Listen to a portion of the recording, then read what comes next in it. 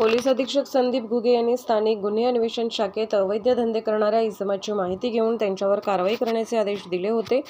सदर सूचनेप्रमाणे पोलीस निरीक्षक सतीश शिंदे, स्थानिक गुन्हे अन्वेषण शाखा यांनी स्थानिक गुन्हे अन्वेषण शाखेतील सहाय्यक पोलीस निरीक्षक पंकज पवार व स्टाफ यांचे एक पथक तयार करून अवैध धंदे करणाऱ्या इसमांची माहिती घेऊन त्यांच्यावर कारवाई करण्याकरिता आदेश केले होते।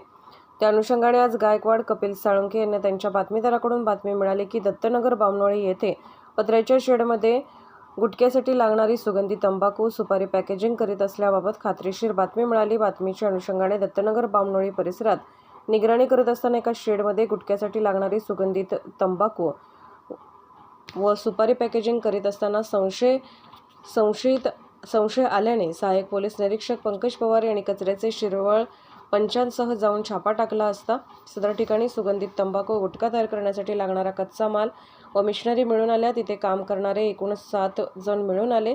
त्यांचे नावगाव विचारले असता योगेंद्र रामब्रिज सिंह वय वर्ष 30, दृकगंगा सिंह वय वर्ष 24, मोनू राम बहादूर वय वर्ष 30, हरिओम सिंह वय वर्ष 45, देव भरमसिंह 22 आणि 2 बालपचारी 7 जणांना पोलिसांनी ताब्यात घेऊन 19,76,400 रुपयांचा सुगंधी तंबाखू जप्त केली आहे।